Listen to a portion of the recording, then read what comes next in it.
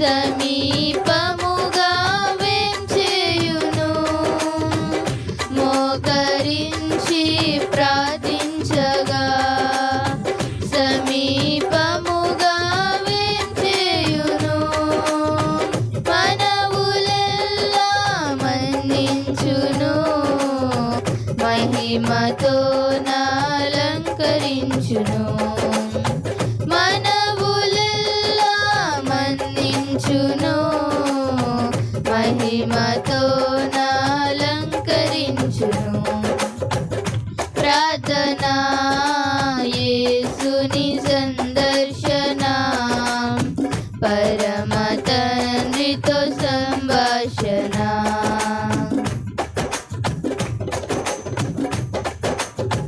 కుటుంబముగా ప్రార్థించగా కొదువ ఏమీయు లేకుండును. కుటుంబముగా ప్రార్థించగా కొదువ ఏమీయు లేకుండును. ఐక్యత నీలో నివసించును, శాశ్వత జీవము అచటుండును. ఐక్యత నీలో నివసించును, శాశ్వత జీవము అచటుండును. ప్రార్థనా యేసుని సందర్శన, పరమ తండ్రితో సంభాషణ. సంగముగను ప్రార్థించగా కూడిన చోటు కంపించును. సంగముగను ప్రార్థించగా కూడిన చోటు కంపించును. పరిశుద్ధాత్ముడు దిగివచ్చును, ఆత్మవరములతో నింపును. పరిశుద్ధాత్ముడు దిగివచ్చును, ఆత్మవరములతో నింపును.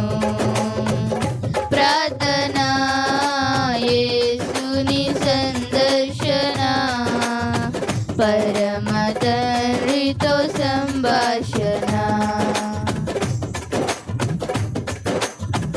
ఉపవాసముతో ప్రార్థించగా కీడులన్నీయు తొలగిపోవును. ఉపవాసముతో ప్రార్థించగా కీడులన్నీయు తొలగిపోవును. కోట్లు ధాన్యముతో నింపును, కొత్త పానము త్రాగించును. కోట్లు ధాన్యముతో నింపును, కొత్త పానము త్రాగించును. ప్రార్థనా యేసుని సందర్శన, పరమ తండ్రితో సంభాషణ. ప్రార్థనా యేసుని సందర్శన, పరమ తండ్రితో సంభాషణ. ఏకాంతముగా ప్రార్థించగా నీతిని నాకు నేర్పించును. ఏకాంతముగా ప్రార్థించగా నీతిని నాకు నేర్పించును. యేసు రూపము నాకిచ్చును, యేసు రాజ్యమునను చేర్చును. యేసు రూపము నాకిచ్చును, యేసు రాజ్యమునను చేర్చును. ప్రార్థనా యేసుని సందర్శన, పరమ తండ్రితో సంభాషణ. ప్రార్థనా యేసుని సందర్శన, పరమ తండ్రితో సంభాషణ. సందర్శన. హల్లెలూయా హల్లెలూయా.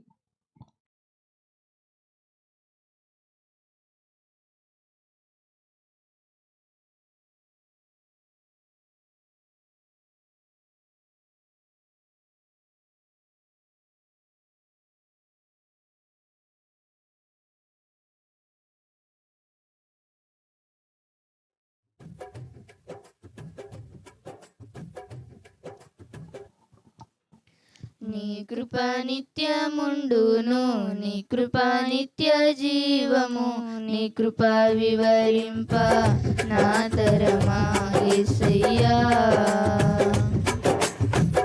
నీ కృప నిత్యముండును, నీ కృప నిత్య జీవము, నీ కృప వివరింప నా తరమా యేసయ్యా. నీతిమంతుల గుడారాలలో వినబడుచున్నది రక్షణ సంగీత సునాదము. నీతిమంతుల గుడారాలలో వినబడుచున్నది రక్షణ సంగీత సునాదము. నీ కృప నిత్యముండును, నీ కృప నిత్య జీవము, నీ కృప వివరింప నా తరమా యేసయ్యా.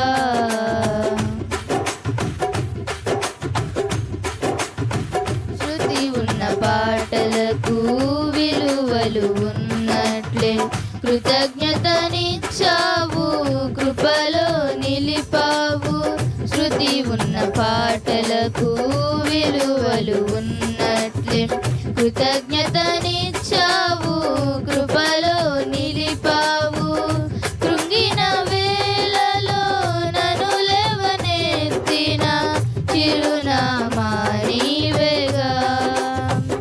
కృంగిన వేళలో నన్ను లేవనెత్తిన చిరునామా నీవేగా.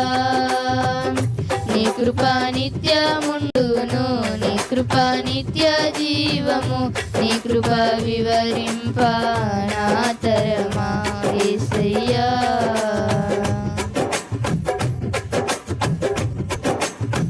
ప్రతి చరణము వెంట పల్లవి ఉన్నట్లే ప్రతి క్షణమున నీవు పలుకరించావు.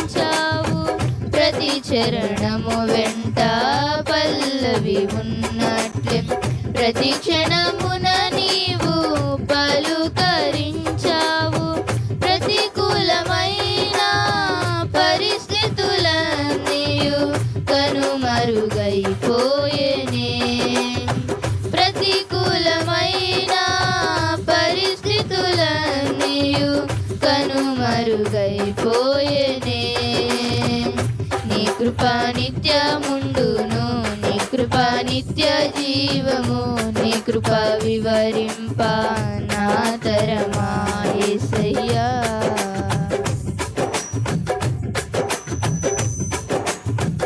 అనుభవ అనురాగం కలకాలమున్నట్లే నీ రాజ్య నియమాలలో నిలువనిచ్చావు.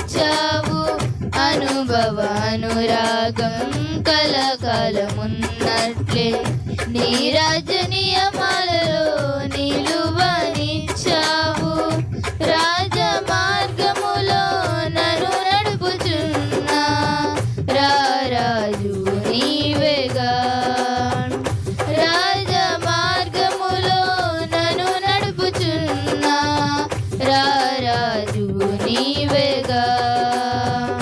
నీ కృప నిత్యముండును, నీ కృప నిత్య జీవము, నీ కృప వివరింప నా తరమా యేసయ్యా.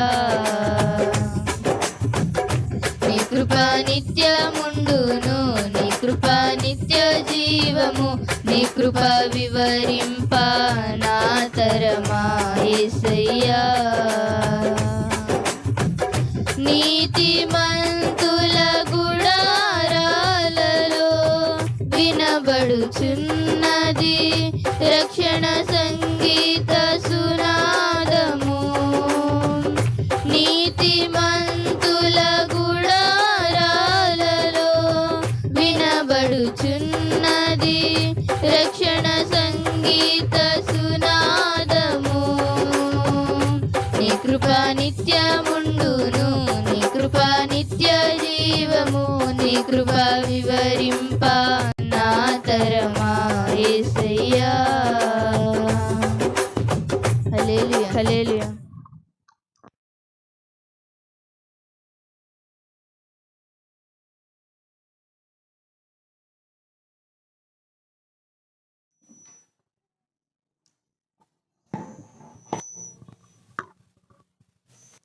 నీవు చేసిన మేలకు, నీవు చూపిన కృపలకు, నీవు చేసిన మేళ్లకు, నీవు చూపిన కృపలకు వందనం యేసయ్యా, వందనం యేసయ్యా, వందనం యేసయ్యా, వందనం యేసయ్యా, వందనం యేసయ్యా, వందనం యేసయ్యా, వందనం యేసయ్యా, వందనం యేసయ్యా. నీవు చేసిన మేళ్లకు, నీవు చూపిన కృపలకు, నీవు చేసిన మేళ్లకు, నీవు చూపిన కృపలకు ఏ పాటి వాడనని నేను, నన్నెంతగానో ప్రేమించావు, అంచెలంచెలుగా హెచ్చించి నన్నెంతగానో దీవించావు. ఏ పాటి వాడనని నేను, నన్నెంతగానో ప్రేమించావు, అంచెలంచెలుగా హెచ్చించి నన్నెంతగానో దీవించావు. వందనం యేసయ్యా, వందనం యేసయ్యా, వందనం యేసయ్యా, వందనం యేసయ్యా, వందనం యేసయ్యా, వందనం యేసయ్యా, వందనం యేసయ్యా, వందనం యేసయ్యా. నీవు చేసిన మేళ్లకు, నీవు చూపిన కృపలకు, నీవు చేసిన మేళ్లకు, నీవు చూపిన కృపలకు బలహీనుడనైన నన్ను నీవెంతగానో బలపరిచావు. క్రీస్తేసు మహిమైశ్వర్యములో ప్రతి అవసరములు తీర్చావు. బలహీనుడనైన నన్ను నీవెంతగానో బలపరిచావు. క్రీస్తేసు మహిమైశ్వర్యములో ప్రతి అవసరములు తీర్చావు. వందనం యేసయ్యా, వందనం యేసయ్యా, వందనం యేసయ్యా, వందనం యేసయ్యా, వందనం యేసయ్యా, వందనం యేసయ్యా, వందనం యేసయ్యా, వందనం యేసయ్యా. నీవు చేసిన మేళ్లకు, నీవు చూపిన కృపలకు, నీవు చేసిన మేళ్లకు, నీవు చూపిన కృపలకు. హల్లెలూయా.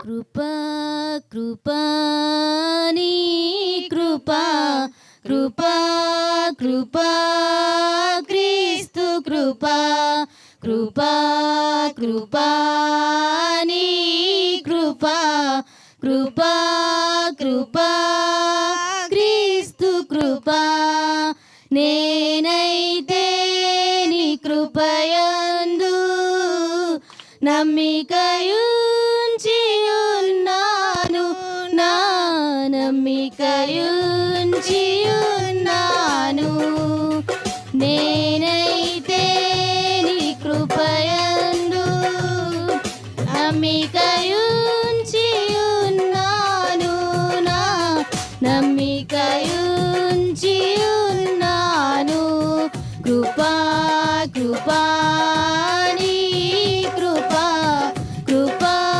కృపా క్రీస్తు కృపా కృపా కృపా నీ కృపా కృపా కృపా క్రీస్తు కృపా కృపను గూర్చి న్యాయము గూర్చి నేను పాడెదను నీ సన్నిధిలో నిర్దోషముతో నేను నడచెదను కృపను గూర్చి న్యాయము గూర్చి నేను పాడెదను నీ సన్నిధిలో నిర్దోషముతో నేను నడచెదను నీ కృపయే నాకు ఆధారం ఆ కృపయే నాకు ఆదరణ నీ కృపయే నాకు ఆధారం ఆ కృపయే నాకు ఆదరణ కృపా కృపా నీ కృపా కృపా కృపా క్రీస్తు కృపా కృపా కృపా నీ కృపా కృపా కృపా క్రీస్తు కృపా దీన దశలో నేనున్నప్పుడు నన్ను మరువనిది నీ కృపా నేనీ స్థితిలో ఉన్నానంటే కేవలం అది నీ కృపా దీన దశలో నేనున్నప్పుడు నన్ను మరువనిది నీ కృపా నేనీ స్థితిలో ఉన్నానంటే కేవలం అది నీ కృపా నీ కృపయే నాకు ఆధారం ఆ కృపయే నాకు ఆదరణ నీ కృపయే నాకు ఆధారం ఆ కృపయే నాకు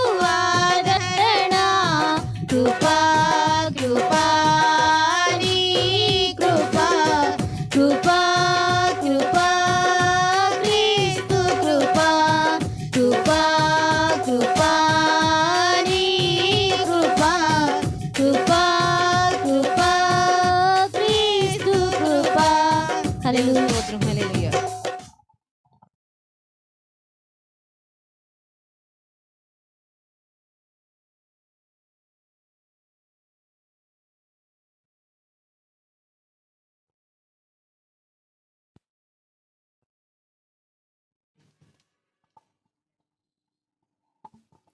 దేవునికి మహిమ కలుగును గాక.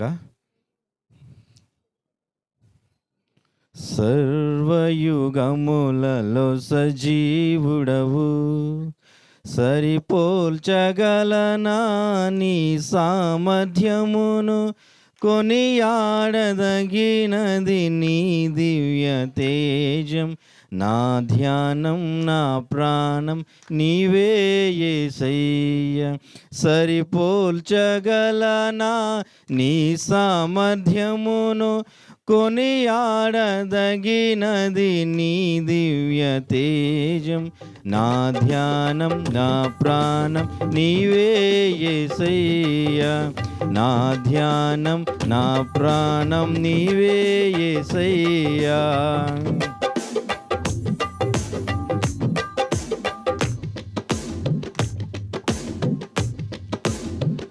ప్రేమతో ప్రాణమును అర్పించినావు, శ్రమల సంఖ్యలైనా శత్రువు కరుణించు వాడవు నీవే. ప్రేమతో ప్రాణమును అర్పించినావు, శ్రమల సంఖ్యలైనా శత్రువును కరుణించు వాడవు నీవే. శూరులు నీ ఎదుట వీరులు కారెన్నడు, జగతిని జయించిన జయశీలుడా. శూరులు నీ ఎదుట వీరులు కారెన్నడు, జగతిని జయించిన జయశీలుడా. సర్వయుగములలో సజీవుడవు, సరిపోల్చగలనా నీ సామర్థ్యమును, కొనియాడదగినది నీ దివ్య తేజం. నా ధ్యానం నా ప్రాణం నీవే యేసయ్య. నా ధ్యానం నా ప్రాణం నీవే యేసయ్య. స్తుతులతో దుర్గమును స్థాపించువాడవు, శృంగధ్వనులతో సైన్యము నడిపించువాడవు నీవే. స్తుతులతో దుర్గమును స్థాపించువాడవు, శృంగధ్వనులతో సైన్యము నడిపించువాడవు నీవే. నీ యందు ధైర్యమును నే పొందుకొనెదను, మరణము గెలచిన బహుధీరుడా. నీ యందు ధైర్యమును నే పొందుకొనెదను, మరణము గెలచిన బహుధీరుడా. సర్వయుగములలో సజీవుడవు, సరిపోల్చగలనా నీ సామర్థ్యమును, కొనియాడదగినది నీ దివ్య తేజం. నా ధ్యానం నా ప్రాణం నీవే యేసయ్య. నా ధ్యానం నా ప్రాణం నీవే యేసయ్య. కృపలతో రాధ్యమును స్థిరపరచు నీవు, బహుతరములకు శోభాతిశయముగా చేసితివి నన్ను. కృపలతో రాధ్యమును స్థిరపరచు నీవు, బహుతరములకు శోభాతిశయముగా చేసితివి నన్ను. నెమ్మది కలిగించే నీ బాహుబలముతో, శత్రువు ననచిన బహుశూరుడా. నెమ్మది కలిగించే నీ బాహుబలముతో, శత్రువు ననచిన బహుశూరుడా. సర్వయుగములలో సజీవుడవు, సరిపోల్చగలనా నీ సామర్థ్యమును, కొనియాడదగినది నీ దివ్య తేజం. నా ధ్యానం నా ప్రాణం నీవే యేసయ్య. సరిపోల్చగలనా నీ సామర్థ్యమును, కొనియాడదగినది నీ దివ్య తేజం. నా ధ్యానం నా ప్రాణం నీవే యేసయ్య. నా ధ్యానం నా ప్రాణం నీవే యేసయ్య. హల్లెలూయా, హల్లెలూయా.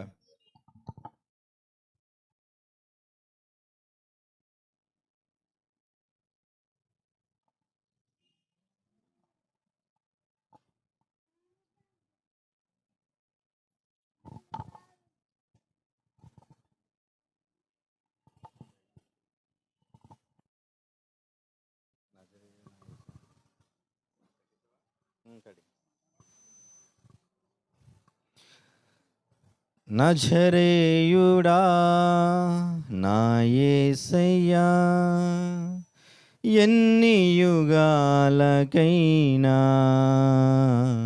ఆరాధ్య దైవం నీవేనని గలమెత్తి నీ కీర్తినే చాటెదా. నజరేయుడా నా యేసయ్యా, ఎన్ని యుగాలకైనా ఆరాధ్య దైవం నీవేనని గలమెత్తి నీ కీర్తినే చాటెదా. నజరేయుడా నా యేసయ్యా, ఆకాశ గగనాలను నీ జేనతో కొలిచితివి, ఆకాశ గగనాలను నీ జేనతో కొలిచితివి. శూన్యములో ఈ భూమిని వ్రేలాడదీసిన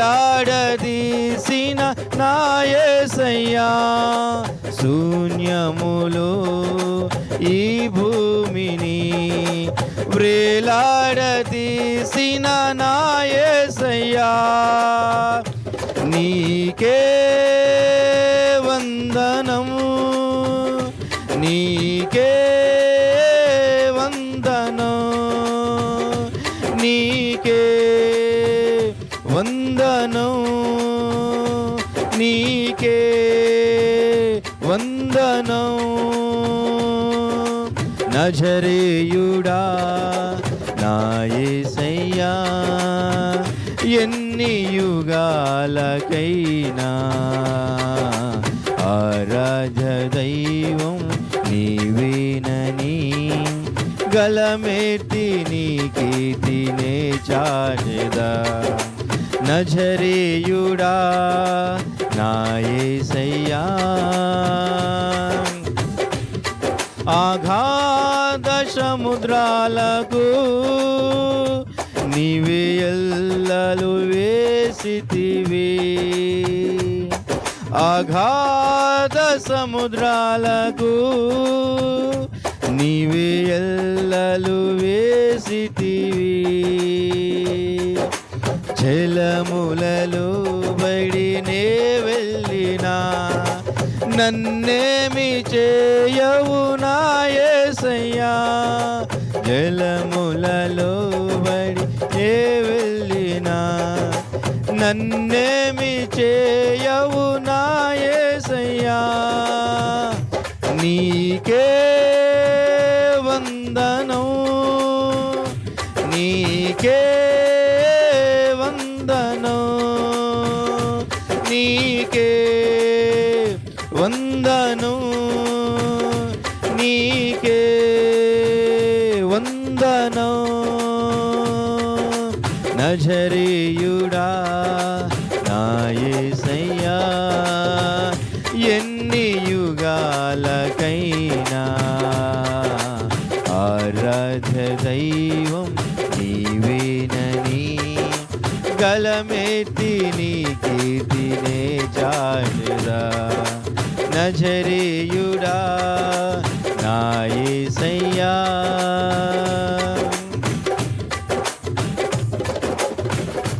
సియోను శిఖరాగ్రము నీ సింహాసనమాయెనా,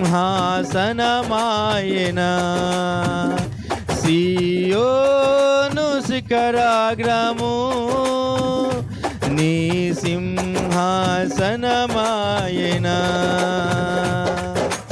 సియోనులో నిన్ను చూడాలని ఆశతో ఉన్నాను నా యేసయ్యా, సియోనులో నిన్ను చూడాలని ఆశతో ఉన్నాను నా యేసయ్యా, నీకే వందనం, నీకే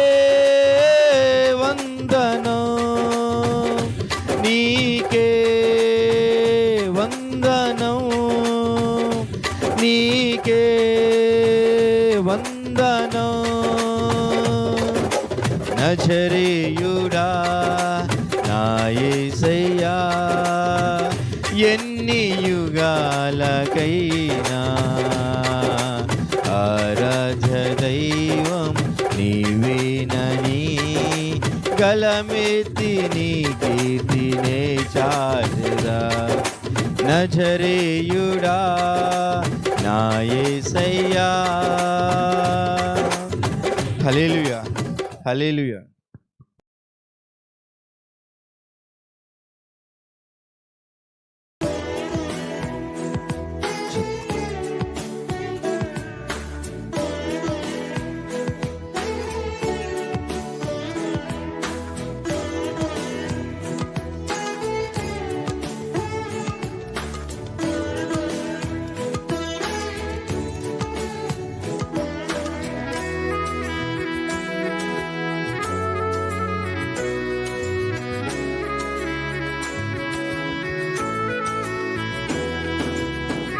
మేలు చేయక నీవు ఉండలేవయ్యా, ఆరాధించక నేను ఉండలేనయ్యా. మేలు చేయక నీవు ఉండలేవయ్యా, ఆరాధించక నేను ఉండలేనయ్యా. యేసయ్యా యేసయ్యా యేసయ్యా యేసయ్యా యేసయ్యా యేసయ్యా యేసయ్యా యేసయ్యా. మేలు చేయక నీవు ఉండలేవయ్యా, ఆరాధించక నేను ఉండలేనయ్యా. మేలు చేయక నీవు ఉండలేవయ్యా, ఆరాధించక నేను ఉండలేనయ్యా.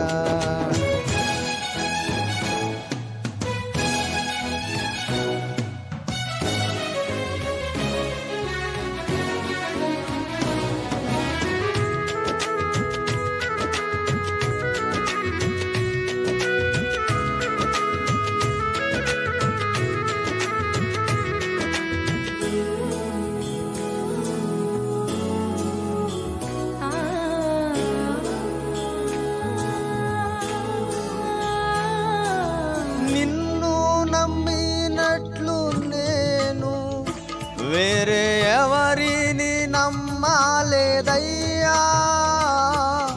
నీకు నాకు మధ్య దూరం తొలగించావు వదిలుండలేక.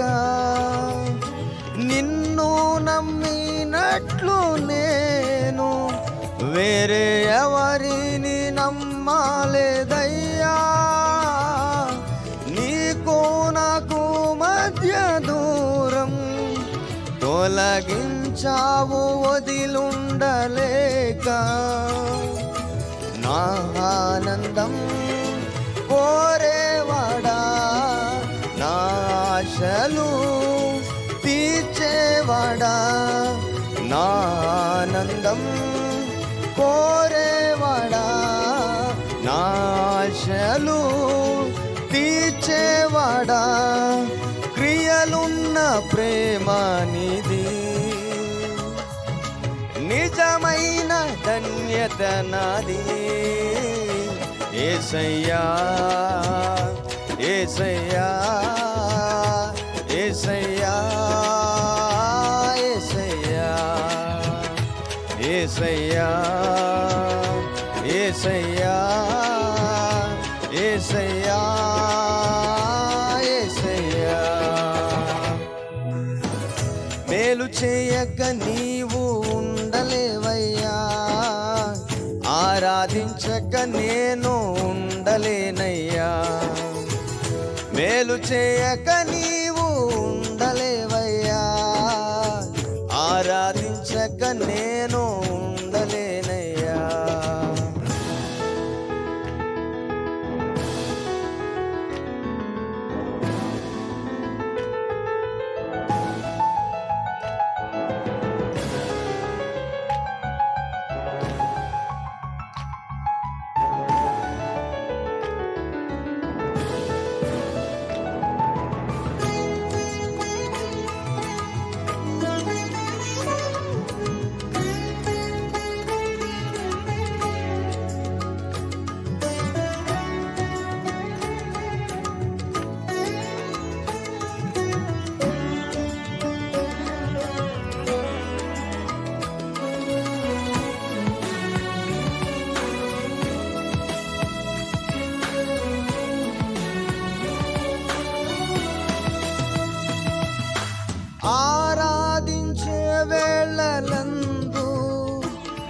నీదు హస్తములు తాకాయి నన్ను, పశ్చాత్తాపం కలిగే నాలో, నేను పాపినని గ్రహించగానే ఆరాధించే వేళలందు నీదు హస్తములు తాకాయి నన్ను, పశ్చాత్తాపం కలిగే నాలో, నేను పాపినని గ్రహించగానే నీ మేళకు అలవాటై నీ పాదముల్ వదలాకుంటి, నీ మేళకు అలవాటై నీ పాదముల్ వదలాకుంటి, నీకిష్టమైన దారి కనుగొంటి నీలో చేరి. యేసయ్యా యేసయ్యా యేసయ్యా యేసయ్యా యేసయ్యా యేసయ్యా యేసయ్యా యేసయ్యా. మేలు చెయ్యక నీవు ఉండలేవయ్యా, ఆరాధించక నేను ఉండలేనయ్యా. మేలు చేయక నీవు ఉండలేవయ్యా, ఆరాధించక నేను ఉండలేనయ్యా.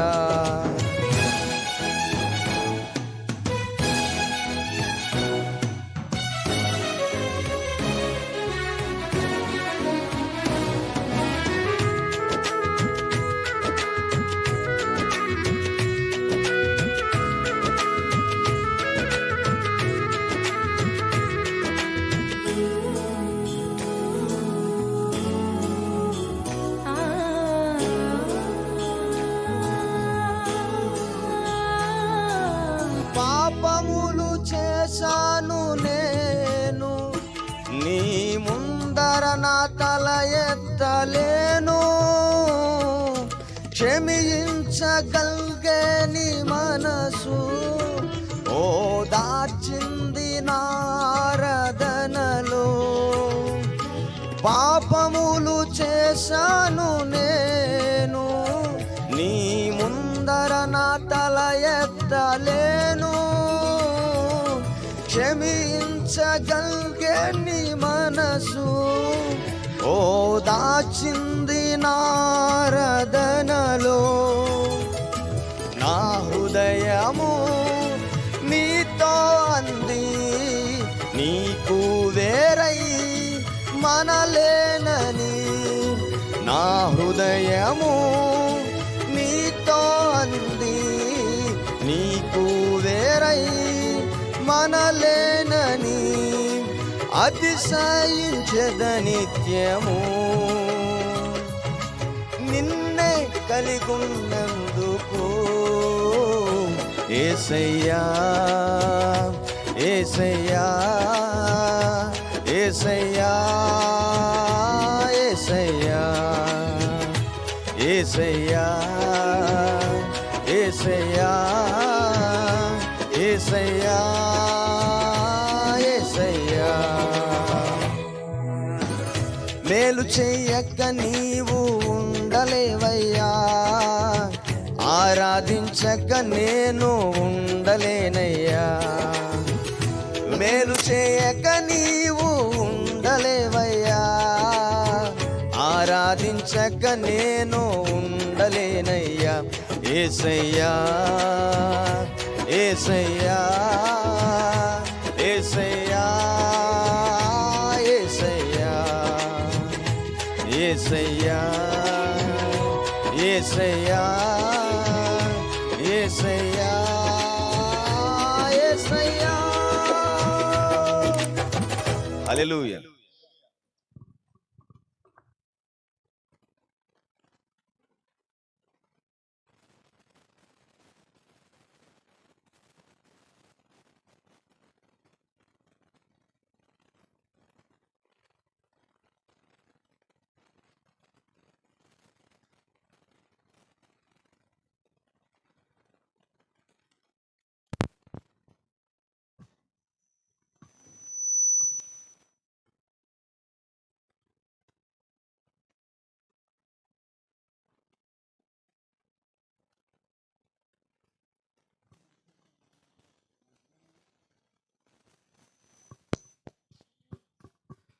అమరుడవు నీవు నా యేసయ్యా, ఆదియు అంతము నీవేనయ్యా.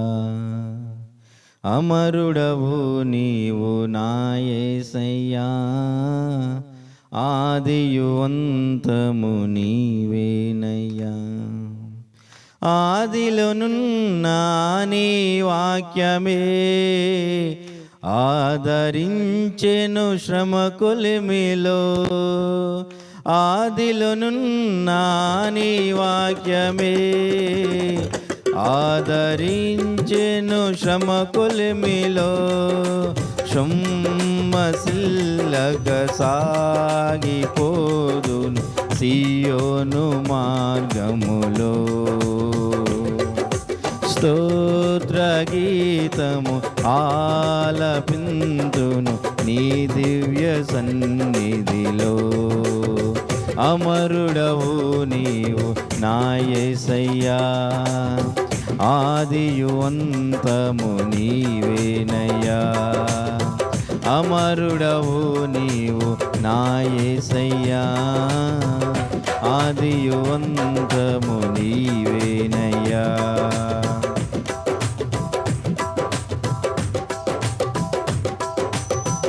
శక్తికి మించిన సమరములో నేర్పితివి నాకు నీ చిత్తమే. శిక్షకు కావే శోధనలన్నీ, ఉన్నత కృపతో నన్ను నింపుటకే. శక్తికి మించిన సమరములో నేర్పితివి నీవు శిక్షకు కావే శోధనలన్నీ, ఉన్నత కృపతో నన్ను నింపుటకే. ప్రతి విజయం నీకంకితం, నా బ్రతుకే నీ మహిమాతున్. లోకమంతయు దూరమైన నన్ను చేరదీసెదవు. దేహమంతయు ధూళియైనను జీవింపచేసెదవు. అమరుడవు నీవు నా యేసయ్యా, ఆదియు అంతము నీవేనయ్యా.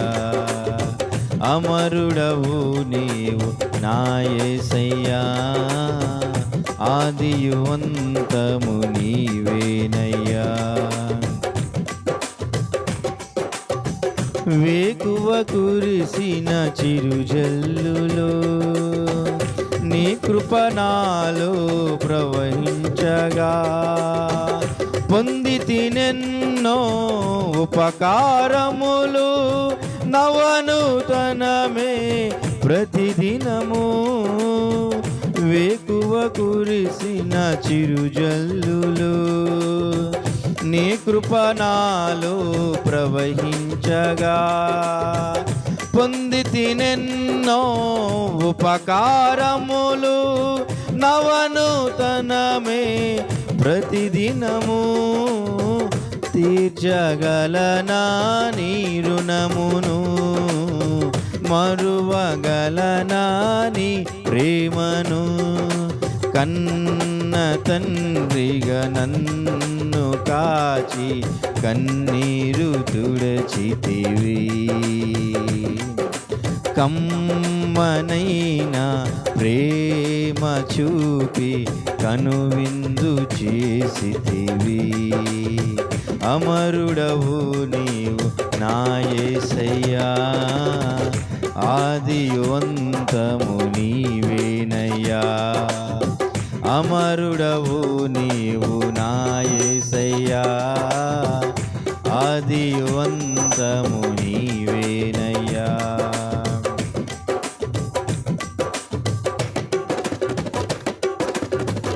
చెల్దరు వృక్షమును పోలినా గుణశీలుడవు నీవేనయ్యా.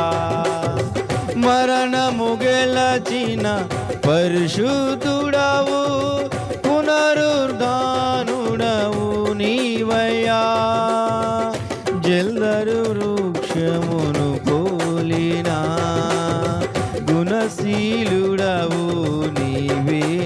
నీవేనయ్యా మరణము గెలచిన పరిశుద్ధుడవు పునరుద్ధానుడవు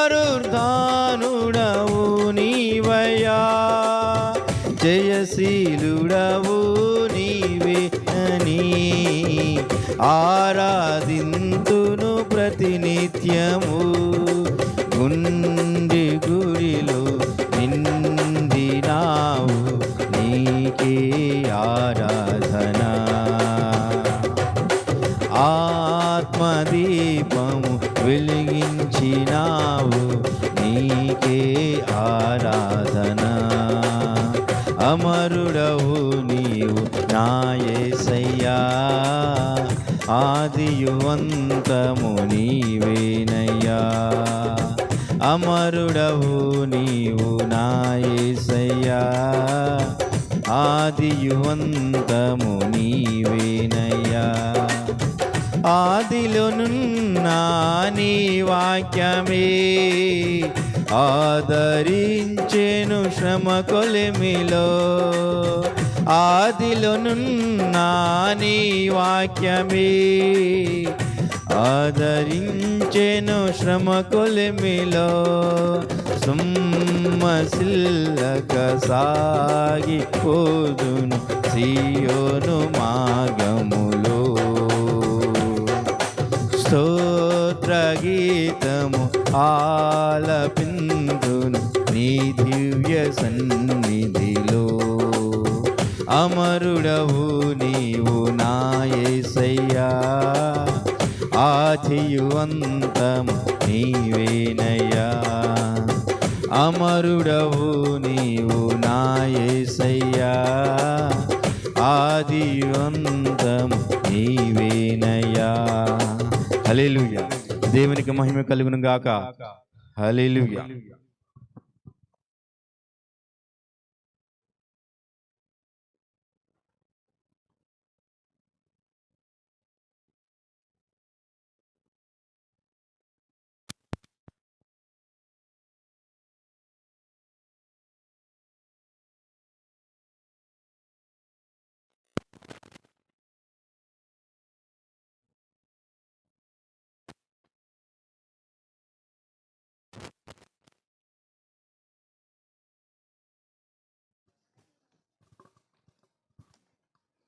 దేవుని పరిశుద్ధ నామానికి మహిమ కలుగును గాక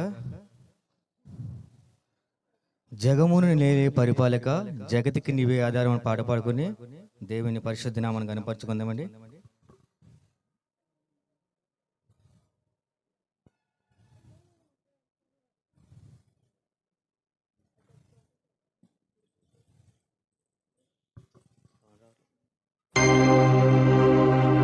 జగమున నేలే పరిపాలక జగతికి నీవే ఆధారమా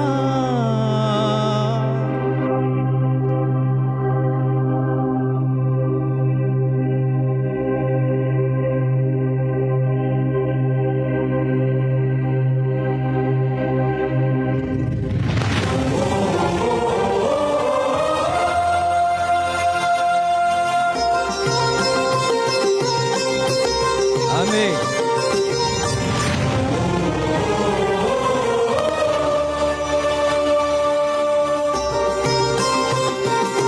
స్తోత్రం.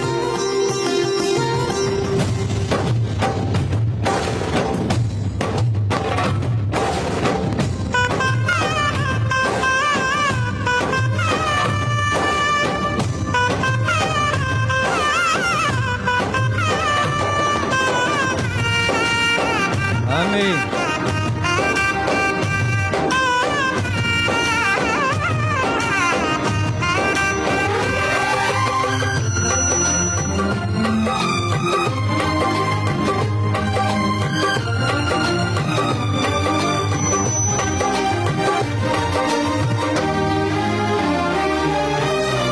జగమున నేలే పరిపాలక జగతికి నీవే ఆధారమా ఆత్మతో మనస్సుతో స్తోత్రగానము పాడేద నిరంతము ప్రేమ గీతము.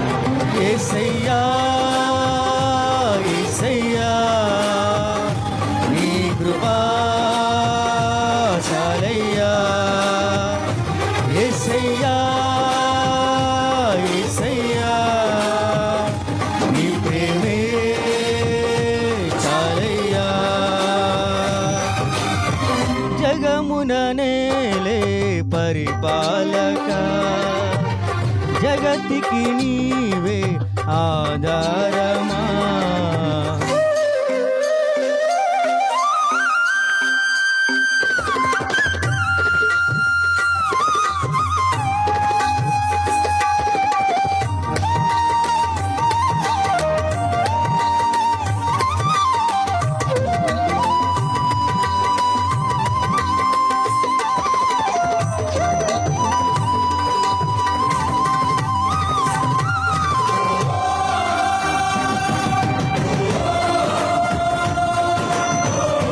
ఆమేన్.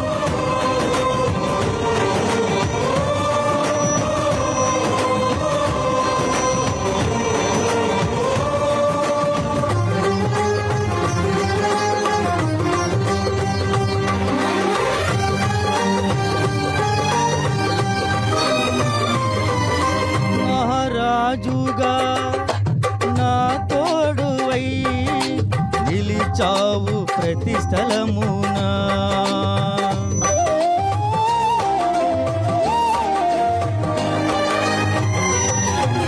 నా భారము నీవు మోయగా సిలువాయే నా. నీ దయ చేతనే కలిగిన క్షేమము ఎన్నడు నన్ను వీడదే. నీ దయ చేతనే కలిగిన క్షేమము ఎన్నడు నన్ను వీడదే. నీ సన్నిధిలో పొందిన మేలు తరగని సౌభాగ్యమే. నీ సన్నిధిలో పొందిన మేలు తరగని సౌభాగ్యమే. యేసయ్యా యేసయ్యా నీ కృపా చాలయ్యా. యేసయ్యా యేసయ్యా నీ ప్రేమే చాలయ్యా. జగమున నేలే పరిపాలక, జగతికి నీవే ఆధారమా.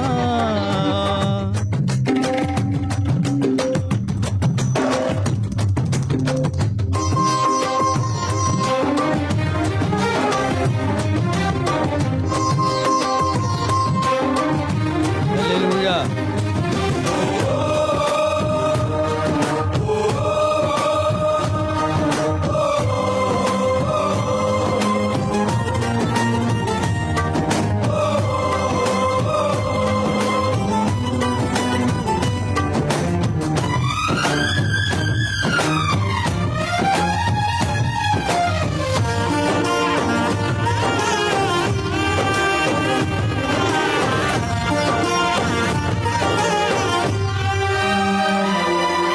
సుకుమారుడా నీ చరితం నేనెంత వివరింతును.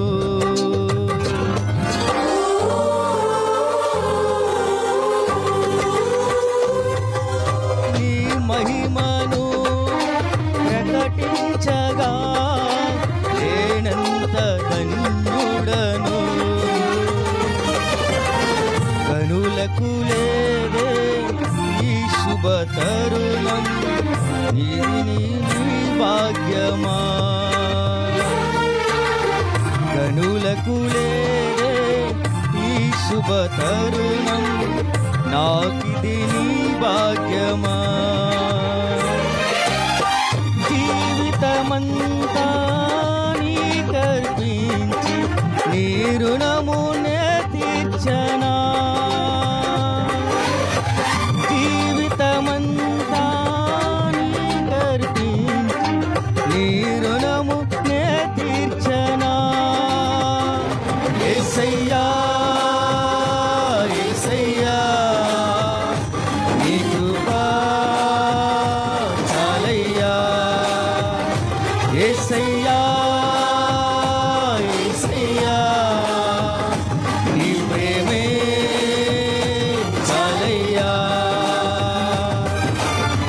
జగమున నేలే పరిపాలక జగతికి నీవే ఆధారమా.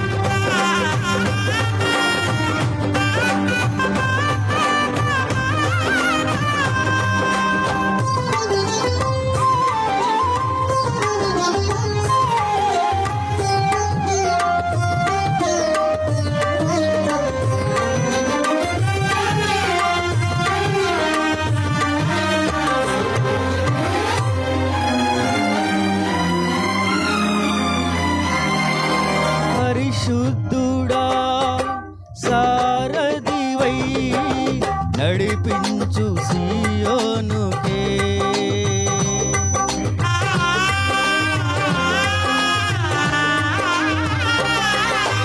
నా యాత్రలో నే దాటిన ప్రతి మలుపు నీ చిత్తమే. నా విశ్వాసము నీపై నుంచి విజయమునే చాటనా. నా విశ్వాసము నీపై నుంచి విజయమునే చాటనా. నా ప్రతి క్షణము ఈ భావనతో గురి యొద్దకే సాగేదా. నా ప్రతి క్షణము ఈ భావనతో గురి యొద్దకే సాగేదా. యేసయ్యా యేసయ్యా నీ కృపా చాలయ్యా. యేసయ్యా యేసయ్యా నీ ప్రేమే చాలయ్యా.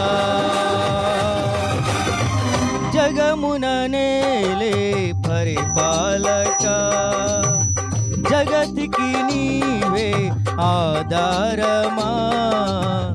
ఆత్మతో మనస్సుతో స్తోత్రగానము పాడెద నిరతము ప్రేమ గీతము. యేసయ్యా యేసయ్యా నీ కృపా చాలయ్యా. యేసయ్యా యేసయ్యా నీ ప్రేమే చాలయ్యా. హల్లెలూయా హల్లెలూయా.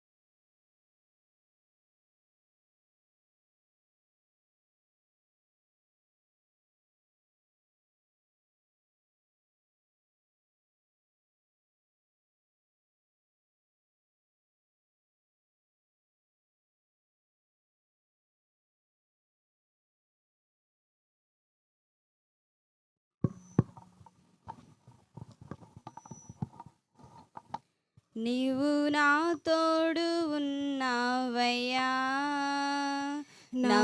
భయమేల నా యేసయ్యా, నీవు నాలోనే ఉన్నావయ్యా, నాకు దిగులేల నా యేసయ్యా, నీవు నా తోడు ఉన్నావయ్యా, నాకు భయమేల నా యేసయ్యా, నీవు నాలోనే ఉన్నావయ్యా, నాకు దిగులేల నా మెస్సయ్యా, నాకు భయమేలా, నాకు దిగులేలా, నాకు చింతేలా, నాకు భీతియేలా, నీవు నా తోడే ఉన్నావయ్యా, నాకు భయమేల నా యేసయ్యా, నీవు నాలోనే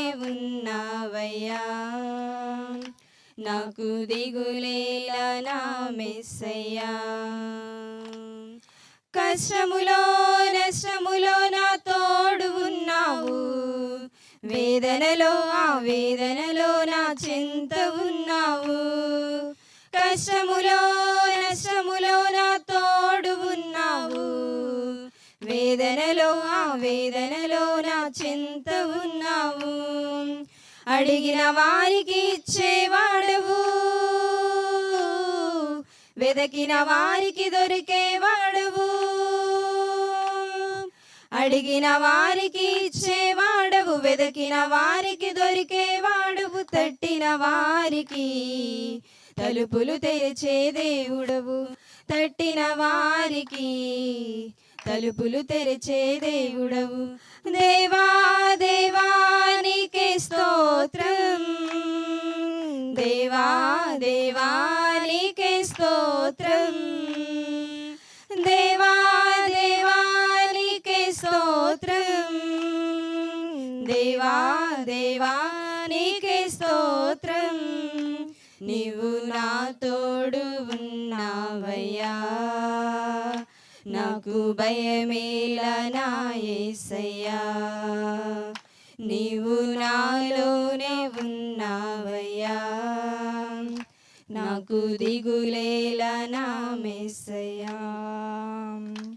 వ్యాధులలో బాధలలో ఊరటనిచ్చావు, రక్షణలో సంరక్షకుడై ధైర్యము పంచావు, వ్యాధులలో బాధలలో ఊరటనిచ్చావు, రక్షణలో సంరక్షకుడై ధైర్యం పంచావు, నేనే సత్యం అన్న దేవా, నేనే మార్గం అన్న దేవా, నేనే సత్యం అన్న దేవా, నేనే మార్గం అన్న దేవా, నేనే జీవము అని పలికిన దేవా, నేనే జీవము అని పలికిన దేవా, దేవా దేవా నీకే స్తోత్రం, దేవా దేవా నీకే స్తోత్రం, దేవా దేవా నీకే స్తోత్రం, దేవా దేవా నీకే స్తోత్రం, నీవు నా తోడు ఉన్నావయ్యా, నాకు భయమేల నా యేసయ్యా, నీవు నాలోనే ఉన్నావయ్యా, నాకు దిగులేల నా మెస్సయ్యా.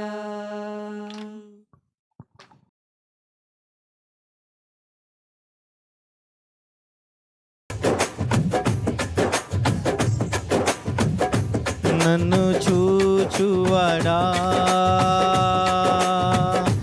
నిత్యం కాయువాడా, నన్ను చూచువాడా, నిత్యం కాచువాడా, పరిశోధించి తెలుసుకున్నావు, నిత్యం నన్ను ఆవరించావు, పరిశోధించి తెలుసుకున్నావు, చుట్టూ నన్ను ఆవరించావు. కూర్చుండుట నేలేచుట, కూర్చుండుట నేలేచి ఉండుట బాహుగా ఎరిగి ఉన్నావు. నీవు బాగుగా ఎరిగి ఉన్నావు. నన్ను చూచువాడా, నిత్యం కాచువాడా, నన్ను చూచువాడా, నిత్యం కాచువాడా. నిన్న నేడు నిరంతరం మన దేవుడు మన చుట్టూ ఉన్నాడు. మన సర్వము వ్యాపించి ఉన్నాడు. దేవుడు మనందరి చుట్టూ ఆవరిస్తాడు. కాబట్టి మనం చేసే క్రియలు, మన యొక్క ఆలోచనలు, మన హృదయంలో ఉన్నటువంటి బాధలు ప్రతిదీ కూడా గమనిస్తున్న దేవుడు. ప్రియ సహోదరుడా, సహోదరి, కాబట్టి ఈ లోకంలో ఉన్న ఏ ఒక్కటి కొరకు ఆధారపడకూడదు. ఈ లోకంలో ఉన్న ఏ ఒక్కదాన్ని మనం ప్రధానంగా చేసుకోకూడదు. కనుక దేవుని మాత్రమే మనం ప్రధానంగా చేసుకుందాం. ఎందుకంటే ఆయన చూస్తున్న దేవుడు, విజ్ఞాపన ఆలకిస్తున్న దేవుడు ఆయన. తలంపులు తపనలన్నీ అన్నీయు ఎరిగి ఉన్నావు. తలంపులు తపనయు అన్నీయు ఎరిగి ఉన్నావు. నడచినాను పడుకున్నాను అయ్యా నీ వెరిగి ఉన్నావు. నడచినాను పండుకున్నాను అయ్యా నీ వెరిగి ఉన్నావు. అంటే అందరం కలిసి ధన్యవాదం యేసు రాజా, ధన్యవాదం యేసు రాజా, నన్ను చూచువాడా, నిత్యం కాచువాడా, నన్ను చూచువాడా, నిత్యం కాచువాడా.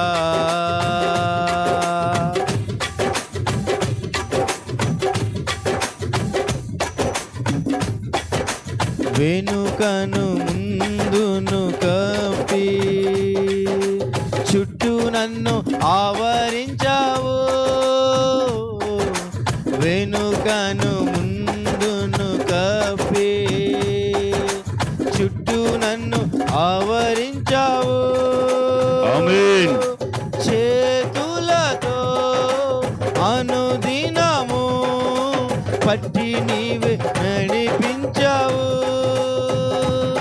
నీ చేతులతో అనుదినము పట్టి నీవే నడిపించావు.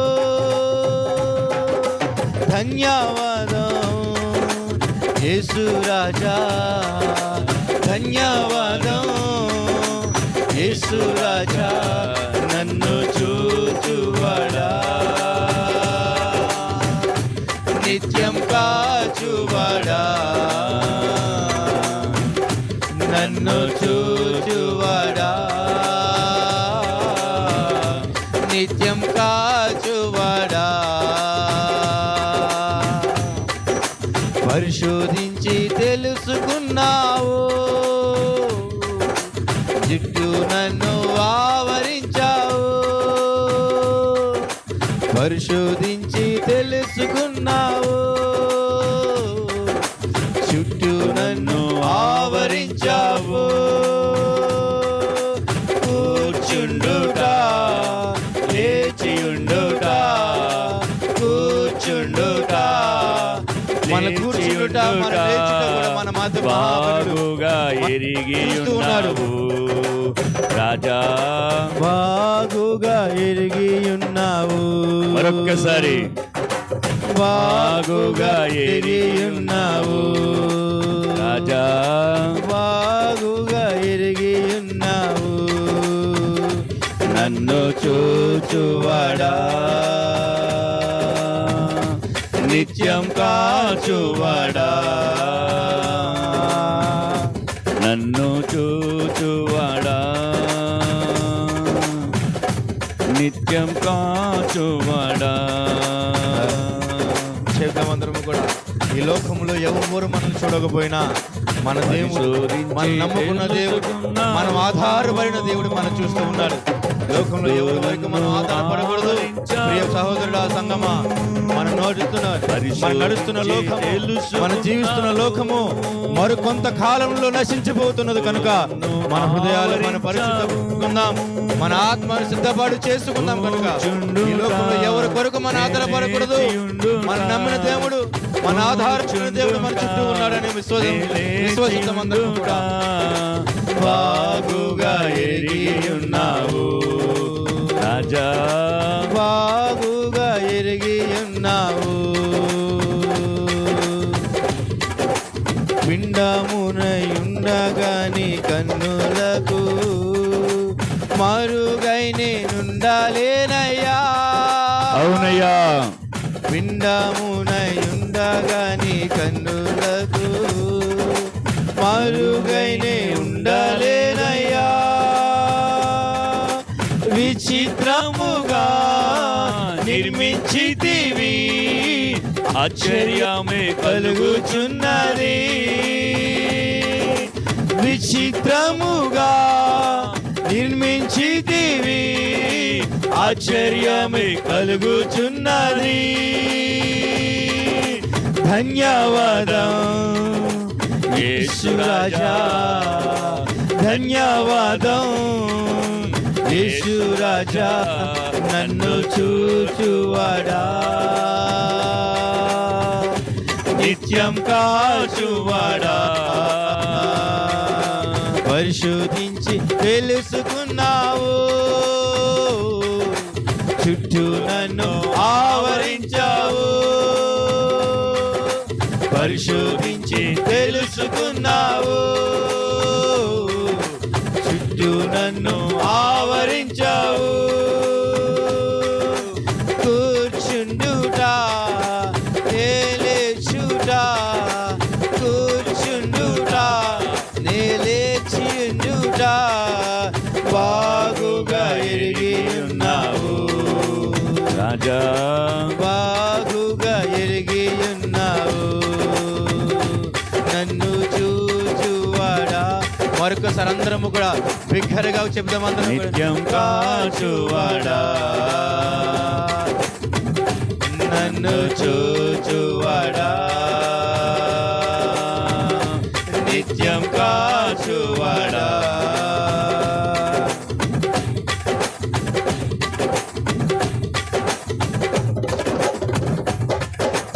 తలంపులు తపనయు అన్నీయు ఎరిగియున్నావు. చెప్తున్నాము కూడా. తలంపులు తపనయులన్నీ అన్నీయు ఎరిగియున్నావు. నచ్చినాను అంజుకున్నాను అయ్యా, నీ వెరిగియున్నావు. నడచినాను పండుకున్నాను అయ్యా, నీ వెరిగియున్నావు. ధన్యవాదం యేసు రాజా, ధన్యవాదం యేసు రాజా, నన్ను చూచువాడా, నిత్యం కాచువాడా, నన్ను చూచువాడా, నిత్యం కాచువాడా. దేవునికి మహిమ కలుగును గాక. దేవునికి మహిమ కలుగును గాక. హల్లెలూయా, హల్లెలూయా, హల్లెలూయా. అందరూ అలాగే కళ్ళు మూసుకుందామండి. వాక్యం కొరకు మనం ప్రార్థన చేసుకుందాం. ఈ సమయంలో అయ్యా నీ మాట మనిషిని బ్రతికిస్తుందని భక్తుడు అంటున్నాడు. కాబట్టి అయ్యా మాట చేత ప్రభ మమ్మల్ని బలపరచండి. నీ కుమారుని మీరు మరుగుపరచండి. మాతో ముఖాముఖిగా మాట్లాడి మీ సహాయమును మాకు అనుగ్రహించమని నజరేయుడని యేసు క్రీస్తు నామములో ప్రార్థించి స్తుతించి వేడుకుంటున్నాం తండ్రి. ఆమేన్. అందరూ కూర్చుందాం. హల్లెలూయా. నన్ను నిలవబెట్టినటువంటి దేవాదేవునికి నేను వందనస్తుడను రుణస్తుడనై ఉన్నాను. అలాగే ఈ కూడిక కారణమైనటువంటి కుటుంబానికి, రాజు గారికి, వారి కుటుంబానికి కూడా నా హృదయపూర్వకమైన వందనాలు. అలాగే విశ్వాసంతో దేవుని యొక్క పిలుపుని బట్టి వాక్యం చేత కొనుపోబడి వచ్చినటువంటి మీ అందరూ కూడా నా హృదయపూర్వకమైన వందనాలు. చూద్దామండి. 128వ కీర్తన, 128వ కీర్తన అందరూ చూద్దాం. 521వ పేజీ చదువుకోండి ఒకసారి. తీసారా? అందరు తీసారా? నేను చదువుతాను, చూడండి, మీరు అందరు చూడండి. ఈ కీర్తనలు చాలామంది అనుకుంటారు 150 కీర్తనలు కూడా దావీదే రాశాడు. అమ్మ కొంత పిల్లలు సైలెంట్ కొంచెం. ఈ 150 కీర్తనలు ఎన్ని ఉన్నాయండి? 150 కీర్తనలు కూడా దావీదే రాశాడా అనుకుంటారు చాలామంది. కూడా ఏమనుకుంటారంటే 150 కీర్తనలు కూడా దావీదే రాశాడని. కానీ కాదు. హైయెస్ట్గా రాసింది దావీదు 73 నుంచి 75 వరకు. మిగతా అన్ని కూడా కోరవ కుమారులు కానీ, యాతాను కానీ, హేమాను కానీ, సొలొమోను కానీ, మోషే కీర్తనలు కానీ అండి ఇతరులు అలా రాయడం జరిగింది. అంతేగాని 150 కీర్తనలు కూడా దావీదు రాయలే. మీకు అర్థమవుతుందా? కానీ ఈ కీర్తనలు కొన్ని కీర్తనలు అయితే అసలు ఎవరు రాశారు కూడా హెడ్లైన్ లేదు పైన. చూడండి, కావాలంటే మీరు ఆ 128వ కీర్తన పైన చూడండి ఒకసారి. చిన్నగా ఉంది కదా కొటేషను, యాత్ర కీర్తన అండి. యాత్ర కీర్తనలు మీరు చూసుకుంటే 120 కానీ, ఆ 121 కానీ, 123 పేజీలు ఇవన్నీ చూస్తే కూడా యాత్ర కీర్తన అని ఉంది. యాత్ర అంటే బైబిల్ కొన్నిసార్లు మనం చదివేస్తూ ఉంటాం వాళ్ళకి గుణపాఠం కింద. ఈ మధ్యన చిలక జ్యోతిష్కులు ఎక్కువైపోరు మన ఎక్కడ క్రిస్టియన్స్లో కూడా. ఎలాగ ఏలెట్టి పొద్దున మాటలు లెగిసి ఏలెట్టి అండి చదువుతూ ఉంటారు. అది ఎంత మాత్రం కూడా క్రమం కాదు అండి.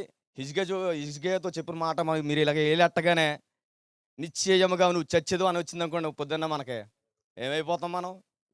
అయ్యోబోయ్ ఇది కరెక్ట్గా దేవుడు మాట్లాడింది కదా అని మళ్ళీ మార్చేస్తాం మనం.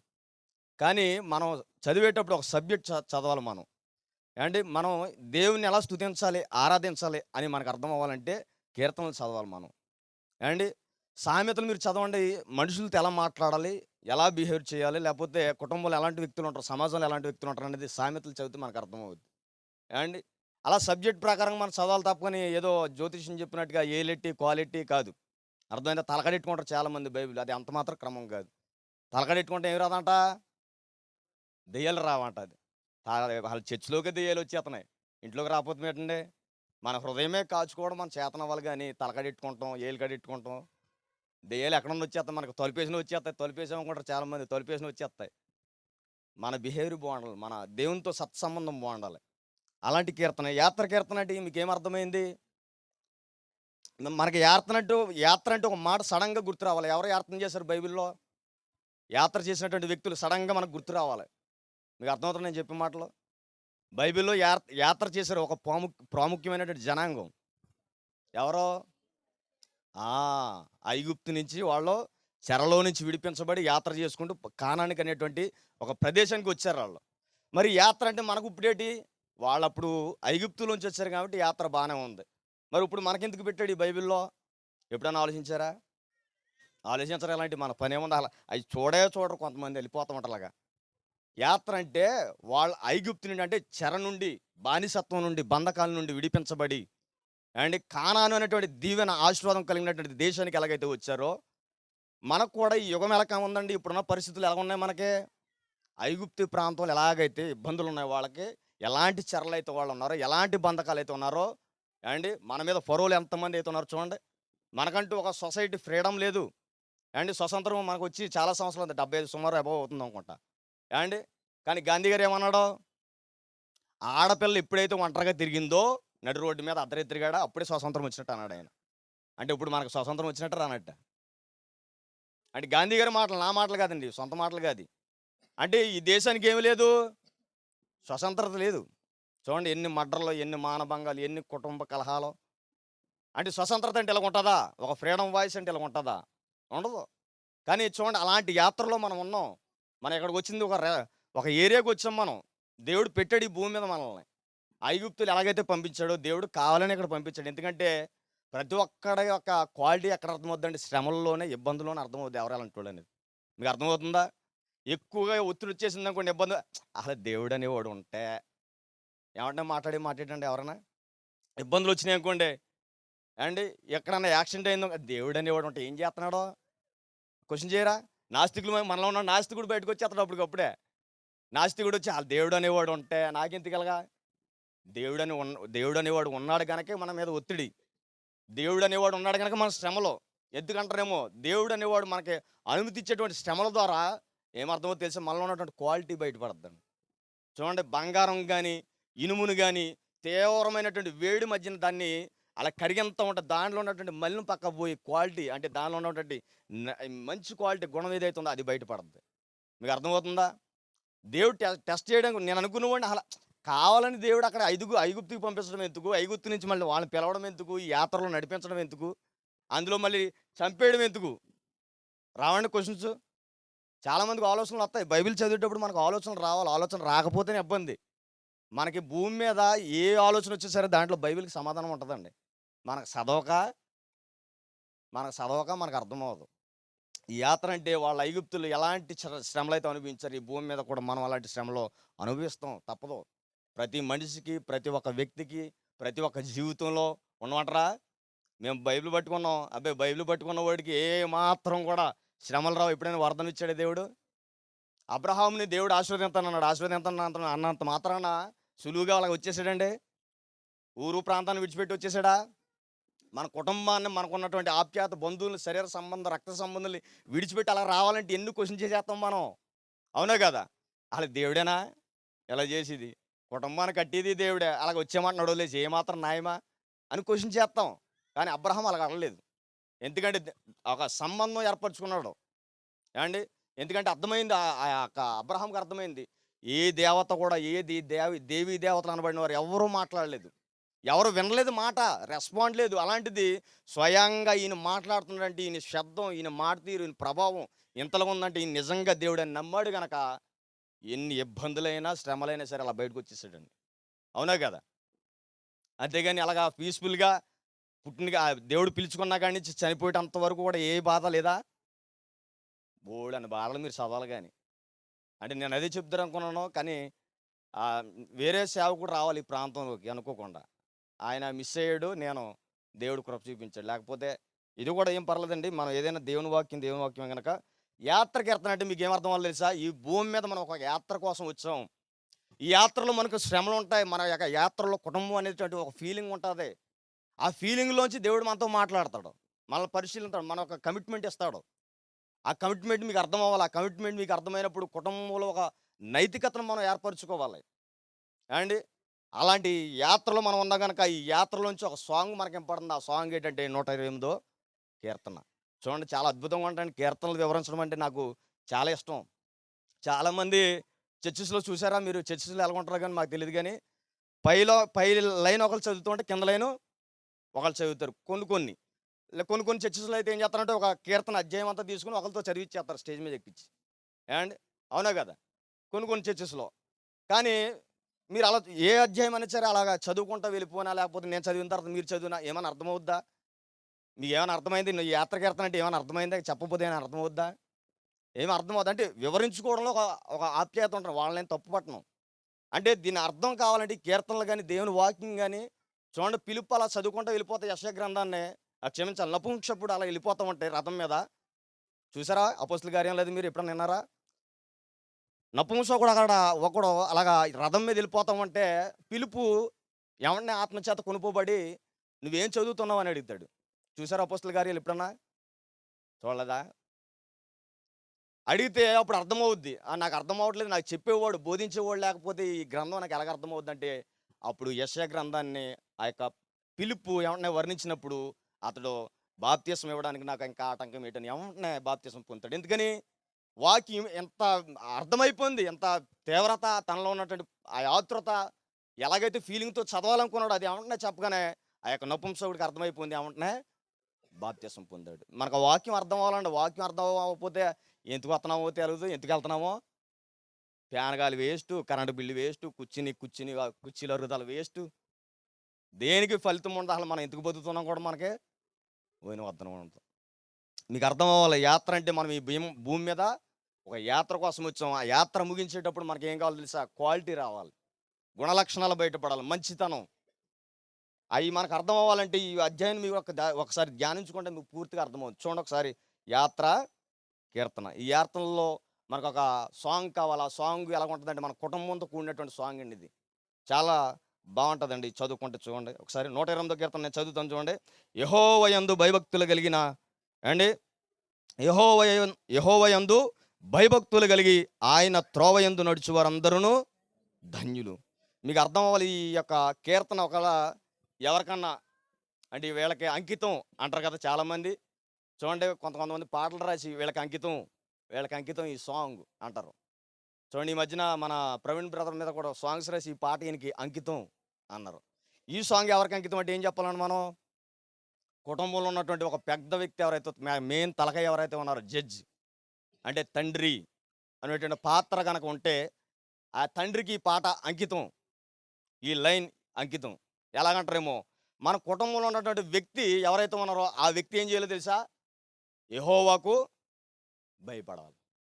ఇక్కడ చూడండి, యెహోవాయందు భయము భక్తి ఉండాలంట. ఎవరికి ఉండాలి? ఆ మెయిన్ హెడ్లైన్ ఎవరైతే ఉన్నారో తండ్రి అనేటువంటి పాత్ర, కుటుంబంలో తండ్రి ఎవరైతే ఉన్నారో ఆయన భయభక్తులు కలిగి ఉండాలి. ఎవరైందు భయభక్తులు కలిగి ఉండాలి? యెహోవాయందు భయము భక్తి అనేది ఉంటే కనుక, నేను ఇప్పుడు చూడండి, నేను దేవునికి భయపడ్డాను అనుకోండి, నాకెవరు భయపడతారో? నాకు పుట్టినటువంటి పిల్లలు భయపడతారు. అలా భయమే లేదనుకోండి, గుడ్డు ఎక్కడెట్టి అది కోడి, భయం లేని గుడ్డు ఎక్కడెట్టి అది కోడి గుడ్డు బజార్లు ఎట్టేద్దాం గుడ్డు, దానికి ఏమాత్రం సంరక్షణ ఉంటుందా? ఏమాత్రం కాపుదల ఉంటుంది చెప్పండి? ఏది ఎత్తిపోద్దో తెలదు, ఏది పొడిచేద్దో తెలదు. కనుక మనం ఏం చేయాలి తెలుసా, యెహోవాయందు భయభక్తులు కలిగి ఉండాలి. నేను ఒక తండ్రిని, నేను నా తండ్రికి భయపడుతున్నాను అనుకోండి, నా తండ్రి పేరు ఎస్ఐ గారు, ఆయన నేను భయపడుతున్నాను అనుకోండి, నాకెవరు భయపడతాడో?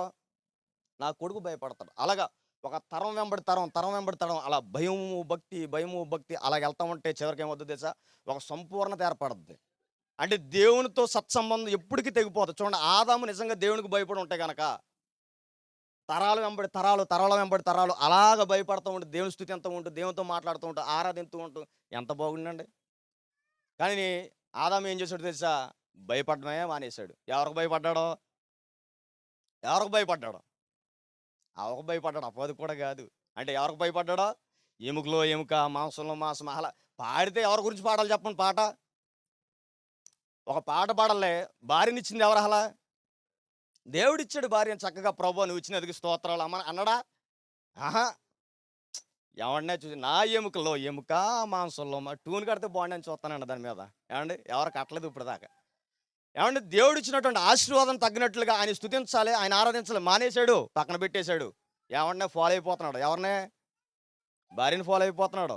ఈరోజు చాలామంది అలాగే చేస్తూ ఉంటారు. అయితే తప్పులేదు, సమానంగా ఈక్వల్గా చూడడంలో తప్పులేదు. కానీ ఎక్కువ స్థాయి దేవుని కంటే ఎక్కువ స్థాయి దేనికి ఇచ్చినా సరే అది భయపడినట్టు కదండి. దేవునికి కృతజ్ఞత చెల్లించిన వాళ్ళు అవ్వం. కనుక మనం ఏం చేయాలో తెలుసా, యెహోవాయందు భయభక్తులు కలిగిన వారు ఆయన త్రోవయందు నడుచు వారందరూ ధన్యులండి. త్రోవ అంటే ఒక భయపండుడు ఏం చేస్తాడో తెలుసా, ఆయన ఇచ్చినటువంటి ఆజ్ఞలు కానీ నిబంధనలు కానీ మీరిపోవడం. నిజంగా యజమానుడికి లోబడింది అనుకోండి, కోడి ఎక్కడ ఆడదు, గుడ్డి వచ్చి ఆడ ఎక్కడ ఎట్టమంటే తట్టనా అంటారు, తట్టనా ఆ తట్టట్టుకొచ్చి ఓ మూలన ఎడతాడు, పట్టుకొచ్చి అక్కడ ఎడతాండి. దీనికి భయం లేదనుకోండి, ఎక్కడికి వెళ్ళిపోద్ది, తినేసి ఊళ్ళోకి వెళ్ళిపోద్ది. అలాగా మాట ఉండదు, మంచిగా ఉండదు, ఏముండదు, ఇల్లు వచ్చేద్ది, తినేద్ది అవసరమైతే.